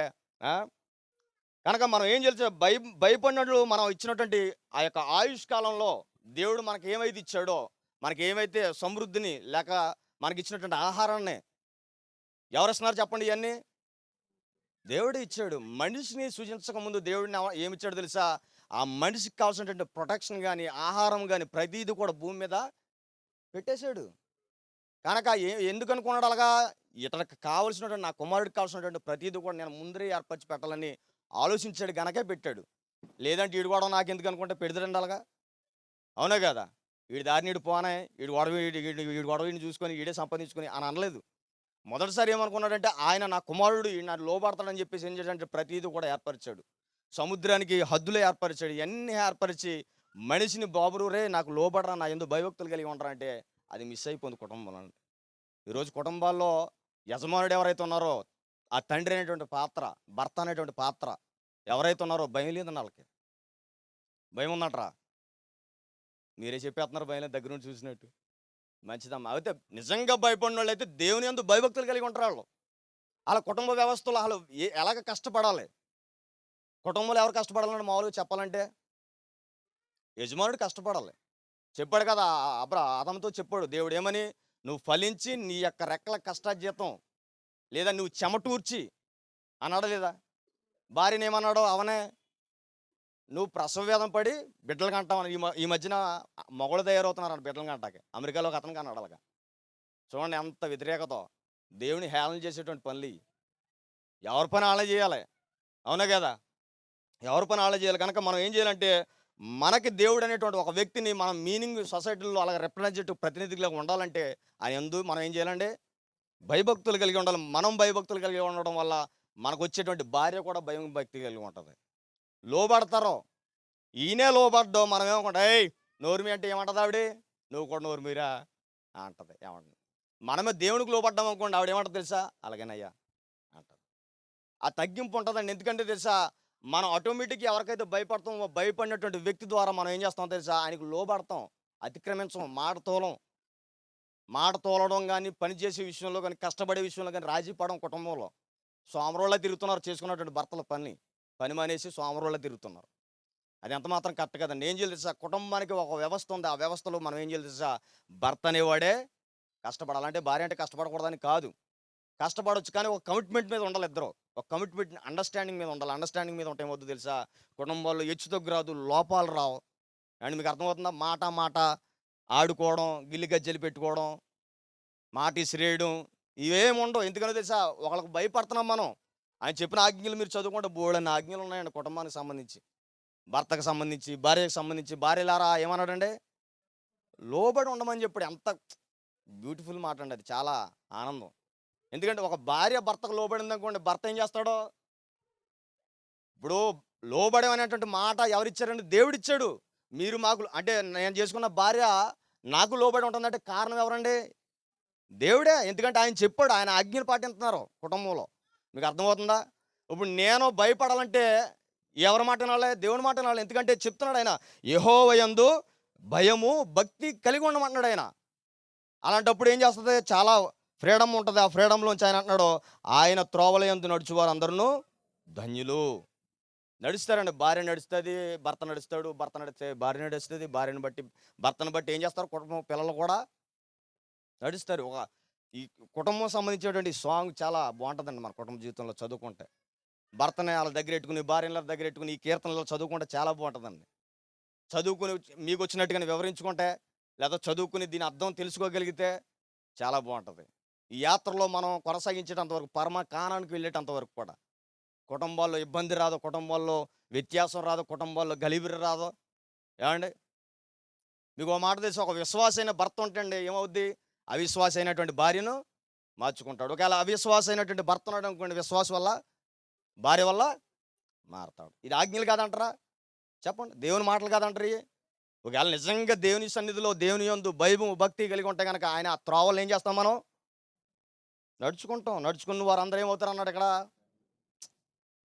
ధన్యత రావాలంటే మనం ఏదో అలాగలా గాలి వచ్చేద్దాం అనుకుంటాం మనం.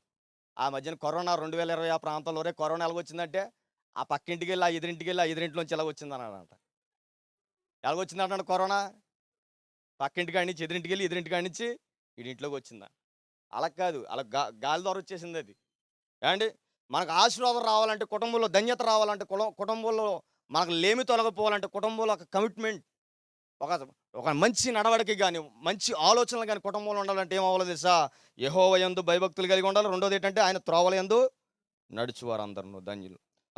రెండో వచనం చదువుతాం చూడండి, నిశ్చయముగా నువ్వు నీ చేతుల కష్టార్జితమును అనుభవించేదువు. ఏమన్నారు చూడండి, ఇది మీకు కుటుంబంలో ఉన్నటువంటి భర్తకే రాసాడని నువ్వు ఎలా చెప్తున్నావంటే, ఈ రెండో లైన్ మీకు అర్థమవుతుంది కదా, నిశ్చయముగా నీవు నీ చేతుల కష్టార్జితాన్నే అనుభవిస్తావు అంటున్నాడు. ఎవరితో అన్నాడు ఈ మాట, ఆడవారితో అంటున్నాడా? దేవుడు అలా కష్టపడమని చెప్పింది ఒక భర్తకి. అలాంటప్పుడు డైరెక్టర్గా ఈ కీర్తన ఎవరికే అంకితం అంటే, ఒక ఫ్యామిలీకి అంకితం. ఈ ఫస్ట్ లైన్ చదివిన లైన్ ఎవరికంటే, కుటుంబంలో ఉన్నటువంటి ఒక భర్తకి. ఆ భర్త నుంచి మీరు ఇలా కిందకి ఇంకా మనం చదువుకుంది అధ్యాయం అంతా ధ్యానందం. ఇలాగ మనం ఈ యొక్క ధన్యతల గురించి చూడాలంటే, మన జీవితంలో ఆశీర్వాదం చూడాలంటే ఆయన యందు భయభక్తులు కలిగి ఉండాలి. రెండోది ఆయన త్రోవలను కానీ ఆయన మార్గం కానీ ఎంచాలి. నడిచినప్పుడు ఏమవుతుందో తెలుసా, నిశ్చయముగా మన రెక్కల కష్టార్జితాన్ని మనం అనుభవిస్తాం. చూడండి, చాలామంది కష్టపడినటువంటి కష్టార్జితం అనుభవించలేరు. ఎక్కడికి వెళ్ళిపోద్ది? బ్యాందీ షాపులకి వెళ్ళిపోద్ది. ఎందుకు వెళ్ళిపోద్ది అనుకుంటారు బ్యాందీ షాపులకి? కష్టపడటం కుదరకంటారా? కష్టపడ్డారు, కానీ ఈ పైన లైన్ పైన వచ్చును అంటే యెహోవా యందు భయభక్తులు లేరు వాళ్ళకి. భయము భక్తి ఉంటే కనుక ఆయన ఆజ్ఞకు లోబడతారు. ఆయన ఆజ్ఞ ఏం చెప్పింది? మద్యం కొట్టమని చెప్పిందా? చెప్పలేదు. కొన్ని గవర్నమెంట్లు చెప్తున్నాడు కొట్టేయి అంటున్నాయంట. ఏంటి? దానికి కొంత రేట్లు కూడా తగ్గించారట. ఎవరో గవర్నమెంట్ మన లైవ్ వెళ్తుంది కాబట్టి మనకు తెలియదు, మనం మాట్లాడకూడదు అండి. మనం ఒక యజమానుడు ఇంట్లో ఉండి మద్యం అలా ఫుల్గా కొట్టేస్తున్నాడు అనుకోండి, ఆడికి ఏం లేదు, భయం లేదు. భయం అంటే ఏం చేస్తాడు? నువ్వు మద్యం తాగకు అనేటువంటి ఆజ్ఞకు లోబడతాడు. లోబడినప్పుడు ఏమవుతుందో తెలుసా, కష్టార్జితాన్ని అనుభవించగలుగుతాడు. కుటుంబానికి ఏది కావాలో, ఏ లోటు అవుతుందో, ఏ టైంకి ఏం కావాలో, అరే బియ్యం అయిపోయిరా పట్టుకెళ్ళాలి. ఇవాళ బియ్యం పట్టుకెళ్తామా, రేపొద్దున కూరగాయలు ఎట్టుకెళ్దాం. ఒక ప్లానింగ్ ఉంటుంది ఆ వ్యక్తికి. ఎవరికే? కష్టపడేవాడికి. కష్టపడలేడు ఏ గొడవ లేదనుకోండి, అదేమైపోద్దు అండి. ఎప్పుడు తిందాం, ఎప్పుడు తిరుగుదాం దేశం మీద, ఇదే ఆలోచన. కానీ వాడికి కష్టపడేవాడికి నిశ్చయముగా కష్టపడి భయభక్తులు కలిగి ఉన్నవాడికి ఏమవుతుందో తెలుసా, కుటుంబంలో వాడి యొక్క రెక్కల కష్టజీతం ఎప్పుడు కూడా వాడు అనుభవించకుండా మానడం. దేవుడు చెప్తున్నాడండి, చూడండి, మీరు తెచ్చినటువంటి నీతితో కూడినటువంటి ఒక్క రూపాయి తెచ్చినా సరే మనం అలా సరిపోద్ది అంతే. కుటుంబంలో ఎలా సరిపోద్దో మనకే తెలియదు అండి. మన హాస్పిటల్కి వెళ్ళినా సరే, ఒక వైద్యం చేయించుకోవడానికి వెళ్ళినా సరే, మన కష్టపడిన కష్టార్జితంలోంచే వాడు వేస్తాడు మనకు బిల్లు ఎక్కువేయడు. ఏటనుకుంటారు, కానీ మీరు ఆలోచించగలిగితే మనకేమవుతుందో తెలియదు, అర్థమవుతుందో తెలుసా, దీని వెనకాల ఒక కష్టార్జితం వెనకాల, మనం కష్టపడినటువంటి చెమటూచి సంపాదించిన జీతం వెనకాల ఎవరి ఆశీర్వాదం ఉంది? దేవుని ఆశీర్వాదం ఉంది. ఆయన చూస్తున్నాడు, మరి అరే నా బిడ్డ నాకు లోబడుతున్నాడా, రైట్, వీడు ఏం చేయాలి, వీడికి కష్టార్జితం నేను ఆస్వాదించాలనుకుంటాడు. అంతేగాని కష్టపడ్డవాడిని ప్రతి ఓడిని కూడా దేవుడు ఆస్వాదించేస్తాడంటారా? ఆస్వాదించడు. కోసేస్తారు అలాగ అంతే, పోతాయి. ఎలా వచ్చినాయి ఎలా పోతాయి, ఈ చేతితో వస్తాయి, ఈ చేతి వెళ్ళిపోతాయి. అరే ఏటర్ ఎంత సంపాదిస్తున్నాడు, సుఖం లేదు దుఃఖం లేదు, ఏటరా బాబు గొడవ అనుకుంటారు. మనశ్శాంతి లేదు, వైరం లేదు, భేదం, ఇవన్నీ ఏటరా బాబు అని గొనుక్కుంటారు. కానీ వాడికి ఏమాత్రం ఉపశమనం ఉండదు. కారణం ఏంటనుకున్నారో తెలుసా, వాడు దేవుని మార్గాన్ని విరగట్లేదు. రెండోది ఏంటో తెలుసా, యెహోవా యందు భయం లేని కోడది. మీకు అర్థం అవ్వాలి ఏమండి.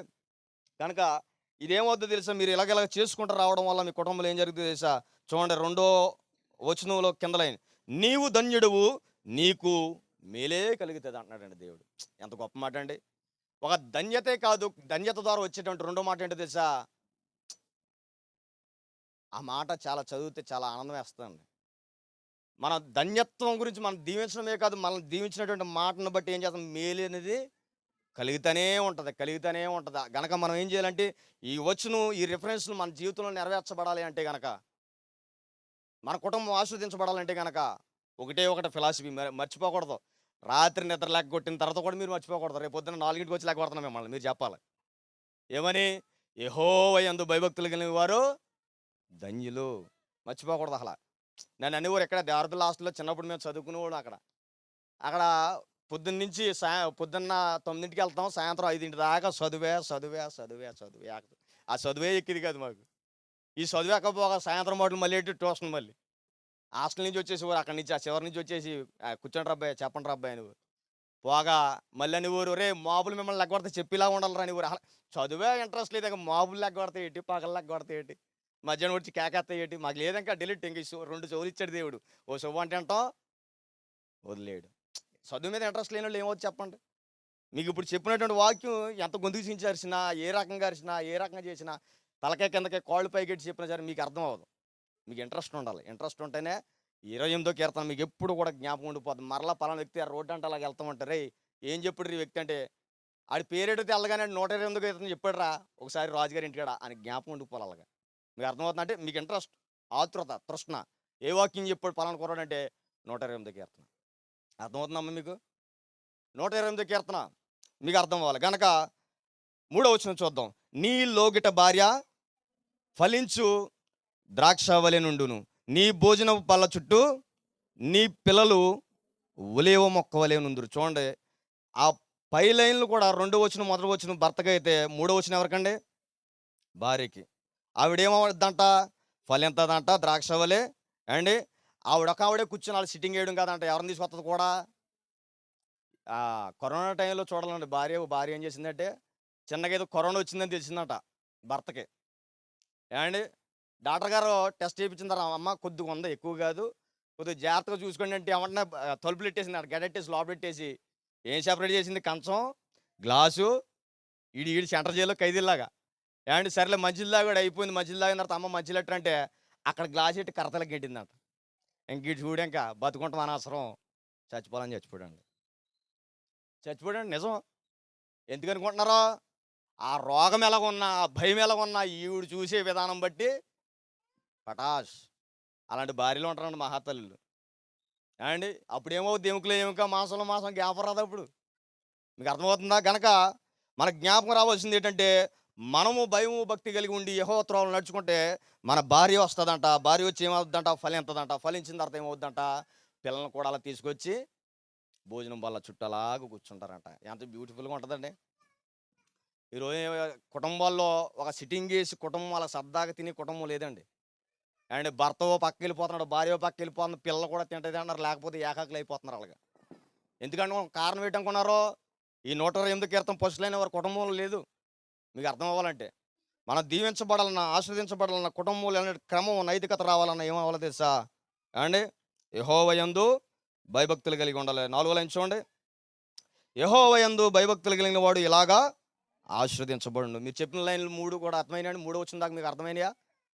3వ వచనం దాకా మీకు అర్థమవుతే 4వ వచనం చెప్తుంది కదా, ఇవన్నీ నువ్వు చేయగలిగితే నీ కుటుంబం ఏమవుద్దండి, ఆశీర్వదించబడుతుంది. ఈ ఫస్ట్ లైన్లు ఆయన కోరుకుంటున్నాడు కదా, ఆయన త్రోవలని, ఆయన నడవడికని, ఆయన ఆ యొక్క ప్రవర్తనని ఇవన్నీ కోరుకుంటున్నాడు కదా. కోరుకుంటడం వల్ల నీ భార్య ఆస్వాదించబడుతుంది. నీ భార్య ఆస్వాదించబడటమే కాదు, నీ భార్య కూడా వచ్చేటప్పుడు ఎవరిని తీసుకొస్తుంది, పిల్లల్ని తీసుకొస్తుంది. పిల్లల్ని తీసుకొచ్చి ఊరికనే ఉంటారా మీరు, కడుపారా భోజనం తింటారు. ఎక్కడ తింటారో, భోజనం బల్ల చుట్టూ అలా కూర్చుని చక్కగా భోజనం చేస్తారు. మీకు అర్థమవుతున్నాయి కదా ఈ మాట్లాడండి. చూడండి 5వ వచనం చూడండి, సియోనులో నుండి యెహోవా నిన్ను ఆశీర్వదించును. సియోన్ అంటే మీకు అర్థమవుతుంది కదా, దేవుడు ఉండేటువంటి ప్రాంతం. అక్కడ నుండి ఆయన ఊరకనే చూడంట ఏం చేస్తాడండి, మనల్ని ఆశీర్వదింతాడు.